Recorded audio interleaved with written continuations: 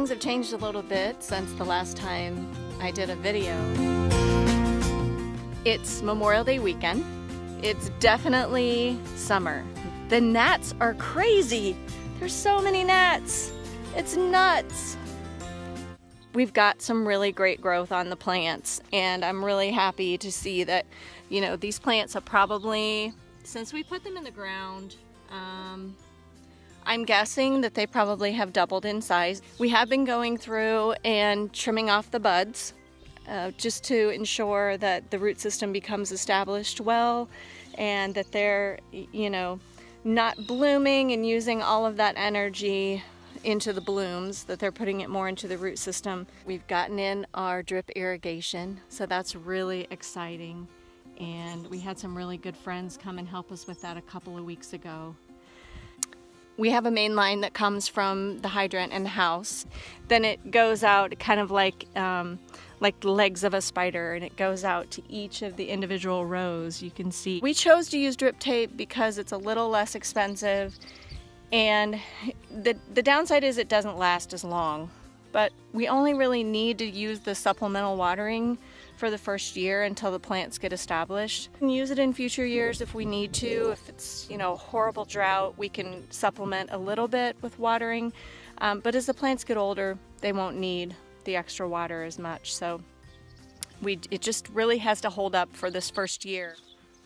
So we'll come over and look at some of the plants that are actually dripping and kind of see how they're doing. They're over here on the north side. It's making a nice little steady stream, a little puddle there. It will just soak into the soil very gently and slowly.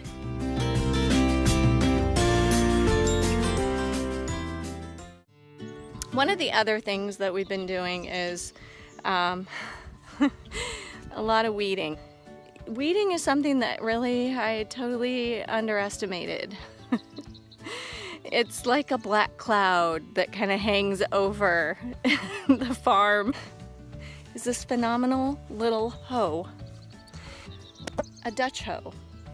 And I love this guy. He is the best. Nice flat end that we can get right under the drip tape and pull out all that lovely water grass.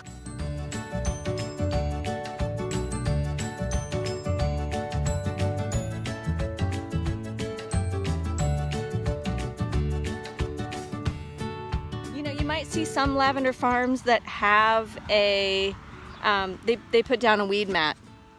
And in talking with some other growers and, you know, just kind of deciding what we wanted to do, at Bethel Fields we decided not to use the weed mat, and that was a really that was a big question. You know, I think it's been a good decision so far. It just takes a little bit of time on our part to maintain. Some of the reasons that we decided not to use the weed mat can sometimes hold in the heat. In really hot summers, it can almost bake the plants. It can also hold in moisture. And we're on a little bit of a slope here. So the water, you know, could very easily roll underneath and get underneath the weed mat and could kind of get trapped there. And, you know, the lavender plants don't want to have a lot of moisture retained around the roots. And, you know, the weed mat, we had a lot of growers tell us that they put the weed mat in the first year and then they ended up just having to take it out anyway. I don't know, I don't really consider myself a lavender farmer. I consider myself to be just crazy. This is like the craziest idea that I've ever had. I think it's gonna be beautiful and it's gonna be wonderful. It just has been a complete lifestyle change for us in terms of the time and the maintenance, the dirty fingernails, the dirty shoes, the mud and the bugs and the gnats. They're crazy. The gnats are horrible. It doesn't hurt us to be out here and